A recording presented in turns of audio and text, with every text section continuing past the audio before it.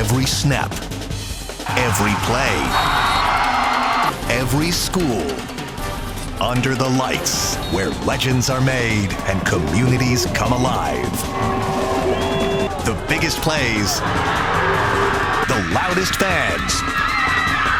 From rivalries to rising stars, it's Friday night, and that can only mean one thing. It's Big Board Friday. Good evening, everyone, and welcome into the official kickoff to Big Board Friday, sponsored by Ohio Northern University. We've got the whole team here under the lights at Whitmer Memorial Stadium to bring you our 2025 preseason special. Chase Bachman alongside Noel Blomel here with me. And guys, we're going to be taking you through the top storylines this season, as well as a quick unveil of our Week 1 slate. And Noel, obviously, this season's coming close. It definitely is. It's hard to believe that this will be my third season covering high school football in Northwest Ohio. Southeast Michigan got it started with Whiteford in year 1, season 2 last year with the Battle of Sylvania. So I'm excited to see what season 3 has in store. Absolutely. And Chase, obviously, we're here in NLL territory. Buckeye Division should be a lot of fun to watch this year. Absolutely, Tyler. You and I have talked about it. This is the best time of year for me. I love this season. High school football season is back, and there's maybe no better conference than the NLL Buckeye Division. All right, we are in year 3 of the NLL's divisional era. Anthony Wayne is the team to beat in the Buckeye Division. The Generals have back-to-back division titles the last 2 seasons, and 2 years ago, it was a shared title with Whitmer and Findlay. Last season was an outright undefeated season. Of course, the big dogs all have a chance to win the title this year. Anthony Wayne, Perrysburg, Findlay, and Whitmer are all breaking in new quarterbacks this season. Here's Perrysburg's Dirk Connor and Anthony Wayne's Andy Brungard on competing in the Buckeye Division. It's an opportunity for the seniors to begin their legacy. Like you said, it's Team 76. So we actually just had a conversation about all the teams and their records and what they accomplished for their year. So it's our seniors' turn to leave their legacy. So we expect to win that many, if not more, again this year. And we're just going to work. It's dull, but it's what we do. One new addition to that group is the Clay Eagles, also known as last year's Cardinal Division champions. They will now move up to play in the Buckeye Division of the NLL, which comes with a lot of exciting change, especially under a new head coach. But that's not all the Eagles are focused on this season. Their mission in 2025 is to honor the legacy of longtime assistant coach Derek Bestgrove. New beginnings are in motion at Clay High School. The football team now playing in the Buckeye Division, new quarterback candidates filling the role of graduated star Mason Heinschel, and a new face leading the charge. Coach Pennington is a win guy, and that's what we're looking for in this program. Head coach Derek Pennington stepping in during a time of deep transition. We don't really talk about the history or look in the the rearview mirror. We're kind of looking out the windshield as far as what we're doing and just trying to get better every day. But the weight of this season doesn't just come from change. It comes from absence. How thankful we were for those moments when we had a person like Derek. Longtime assistant coach Derek Bestgrove passed away suddenly in April, leaving behind not just a coaching legacy, but a family on the field. Coach Bestgrove was a really important person to me and everyone on this field, and he was a really good person, good father, even better coach, even better man. Oregon Grit is the Eagles' motto this year in honor of Bestgrove, something his son Bryce, a sophomore on the team, grew up watching firsthand. It means a lot to me because just every day, just going out there, working hard, trying to be the best version of yourself, and I'm going to try to do that this year for him.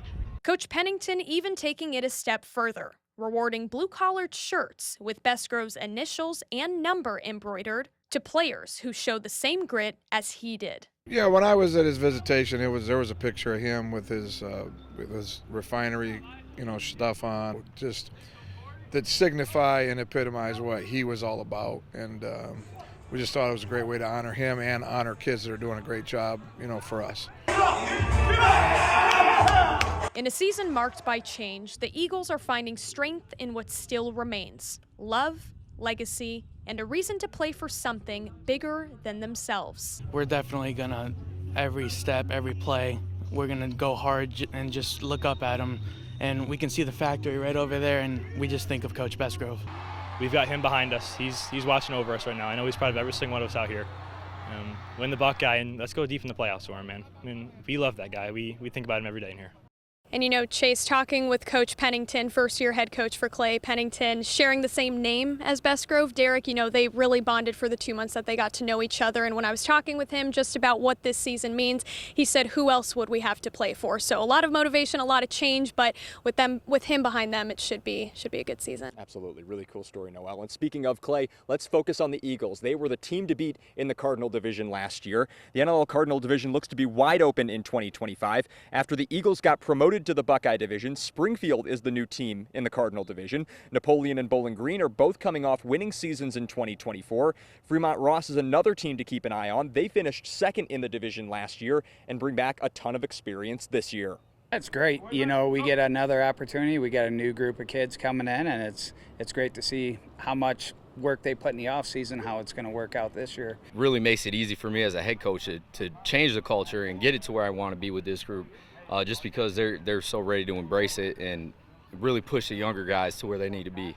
Shifting to the Catholic High School League, our three Toledo teams eager to battle against Michigan's best once again. Central Catholic and St. Francis have both found success early on in this transition. Over the last 2 years, the Irish are 9-1 against teams north of the border. Knights, of course, broke out in 2024, finishing second in the AA division. St. John's should be the most improved program as Joe Horn takes over the Titans. I feel extremely blessed with the staff we have put together, and we're extremely knowledgeable, and that's one thing that I wanted to make sure that this was a place where you get fully developed, not just in the classroom, but fully developed on the football field. And I think our staff gives us the opportunity to do that. When we look at the talent, we feel good about where we're at, but again, talent really doesn't matter. At the end of the day, we've got to come together in our own way and make sure that we're physical and we're doing things the right way, and that's kind of been the big preaching point with this group. It's time for our first break in the action. Still plenty more to come, including a look at the NBC and NWOAL. Plus, Whitmer's Justin Keller joins the set. Stick around. More of the Big Board Friday preseason special continues. Welcome back into the Big Board Friday preseason special. We are under the lights here at Whitmer Memorial Stadium, so it's only fitting we bring in the new leader here for the Panthers. That is Justin Keller. And Justin, appreciate you taking some time with us today. Let's talk about this field and this logo behind us. Biggest one here now in Northwest Ohio. Yeah, no, it's exciting. You know, this is, I think, the third turf that we've had. We had the first one installed in 2007, I believe. So, you know, it was needed updated and redone, and couldn't be happier with the way it turned out. Absolutely. So new coach, new turf. How have the players, the fans reacted to this? Well, as far as the turf, the kids were excited about it when it was laid out. You know, they loved the logo, they loved the blue on the sidelines, and you know, they were excited to get out here for the first time here. I think it was in April when they were first able to get on the turf and test it out. Absolutely. Looking forward to that. Obviously, shifting to the X's and O's on the field, you know very well what it means to be on this field. You know, as a former player here at Whitmer, what makes being on the sidelines now so special for you? Well, just being an alumni here, graduating in '93 and spending 20 years on the coaching staff, it's pretty special.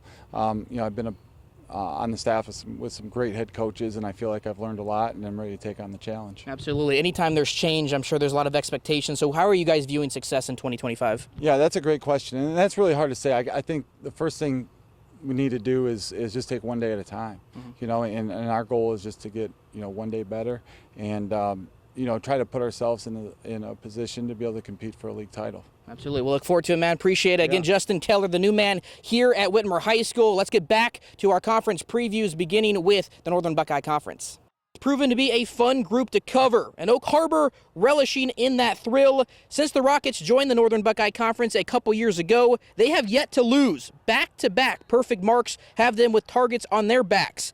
Eastwood primed at knocking them off. Eagles have been close and are expected to battle for the title again. And don't count out Mommy either. Panthers have improved each and every season since they left the NLL. Yeah, we're definitely excited, but we know we have a lot of shoes to fill and a lot of expectations to hold. So we still need to keep working, keep grinding every day to get better. We're pretty thin on depth this year, I'd say, so I was already taking more of a vocal role this year. And now that I can't play on the field, it's like every day at practice, you know, I'm getting those guys as ready as they can possibly be so they can perform on Fridays. And, I mean, it's been pretty fun so far. The Northwest Ohio Athletic League had 5 of its teams make the playoffs last year, with 1 going to Canton for their 2nd straight season. That being the Liberty Center Tigers, who are reloading for a 3rd trip this fall. Get this, they possess a 27-game NWOAL win streak that spans over the last 4 years. Patrick Henry and Archbold remain teams to keep an eye on as well as potential threats to LC this season. The standard's pretty high, and so, you know, they know what they have to do, what it takes, and then try to do a little bit more. You know, that's kind of been the motto, it takes more, and so they know that if they want to accomplish what they're capable of accomplishing, then they're going to have to really go out and get it and earn it, and it's not going to be given to them. And I know we're talking about the start of the regular season, but it's never too early to start thinking about the playoffs. The state of Ohio has a new format this year. Let's break down how it works. From 1999 to 2019, each division of Ohio high school football would have a 32-team tournament bracket broken up into 4 regions of 8 teams. After COVID, the OHSAA doubled the number of teams to 64 in each division and making it 16 teams in each region. In June, the OHSAA announced they were shrinking the field starting this season to 12 teams in each region, with the top 4 seeds getting a first-round bye and the other 8 teams playing each other for a spot in the second round. It's a direction that coaches around the state wanted, making the playoffs more competitive to qualify. I think that, you know, it's going to probably be an ever-developing thing, and I think as long as the state is willing to listen to the coaches and hear feedback, we can move in the proper direction. The other major change involves where the playoff games will be played. In the previous format, the higher seed would host the playoff game for the first 2 rounds. Now the higher seed hosts for the first 3 rounds. You want to be healthy at the end of the year. You know, if you get a week 11 where you can sit some guys down and rest them, you know, going through 10 to 12 weeks straight of football, it's brutal on the body. So, you know, if you're fortunate enough to be one of those top 4 teams and get a bye, you know, that's kind of what we're searching for. Teams won't meet on a neutral field until the regional finals in late November. One more quick break before we wrap this show up. Still to come, a look at the TAC and City League. Plus, we reveal our Week 1 schedule. Stick around. Welcome back to our Big Board Friday preseason special. We've covered 4 of our area leagues so far. Now it's time to tackle 3 more. And Noelle, you've got 2 of them. That's right, Tyler. Let's take a look at the City League and the TAC. The Start Spartans have once again claimed the title of City League champions. They finished perfect in TCAL play last year and will once again aim to fend off contenders like Rogers, Bowser, and Scott. While Ottawa Hills has dominated the TAC, so much so they will be heading to the SBC in 2026. Green Bears have not lost a conference game in nearly 4 seasons, but will have to now deal with a trio of Michigan schools coming into the fold, which include Whiteford. I told these guys we're everybody's biggest game every week, so even though we're a younger team, we look different than we did in the past, we're still the team to beat in these guys' eyes. So we got to make sure we show up and show out every day. That's the motto. Proves to our guys what we're capable of if we carry things the right way. But I also think it's a reminder that you know, there's not some tattoo on your forehead that says what you're going to do. It's like you got to go do it all the time. And shifting to the Sandusky Bay Conference, it'll be a 1-division conference starting in 2026. But right now in 2025, Perkins looks like the team to make it back to the state championship. The Pirates advance to Canton for only the 2nd time in program history and bring back a couple of All-Ohio players, quarterback Sam Schweinfurth and offensive lineman Eli Sanchez. Yeah, I mean, it's, you know, obviously last year the SBC, you know, going to the NOC next year, but at the end of the day, you know, it's whether we're playing SBC, the NOC, you know, obviously one of our goals every year is to go out and win a league championship. So, you know, whether, like I said, it's the SBC, the NOC, doesn't matter for us. You know, we're still searching for that league championship. In the River Division, Hopewell Loudon is the team to beat. The Chieftains have won 5 straight River Division titles. Gibsonburg is the last team to do that, and the Golden Bears are a dark horse candidate after a 9-win campaign in 2024. And that brings us to our final topic of the evening, perhaps the most anticipated, what our show will consist of in Week 1. Here is the list of games next week for Big Board Friday to kick off the season. Central Catholic headlining our slate with a great opening matchup against Walsh Jesuit. St. Francis and St. John's also in action, beginning its campaigns against the City League. NLL putting in some miles, Anthony Wayne traveling to Upper Arlington, while Whitmer heads to Dublin-Kaufman. Battle of Sylvania pins Northview against Southview in a great game with Bowling Green and Springfield on the road. Archibald at Genoa highlights an NWOAL versus NBC battle, while in SBC country, Columbian squares off against Fremont Ross. Bellevue tangles with Clyde. That's another one of our featured games. And of course, with all these matchups, they have to be covered by us, and these 2 are going to be covering our featured games throughout the season. Noelle, obviously you get Central to kick it off. That's right, Central Catholic, Walsh Jesuit kicking it off at home for the Irish. Them being one of 3 teams that were able to make it back to Canton last year, but we did not get to see a winner. Hopefully, I know it's early, but looking forward to the journey and hopefully coming out with a state champion from Toledo this year. Absolutely. Great early test for Greg Dempsey and that group. And then, Chase, I mentioned the Miles. You're going to be the one going down to Columbus. Yeah, road trip week 1, right? Anthony Wayne taking on Upper Arlington, Whitmer taking on Dublin Kaufman. A really great statewide matchup. It's a great thing for high school football to see these great teams travel across the state to play each other. And speaking of Whitmer, we want to thank them one more time for allowing us this opportunity to come out on this beautiful new turf and do this Big Board Friday special sponsored by Ohio Northern University. Of course, week 1 kicks off next week, so be sure to tune in. Take care, everyone.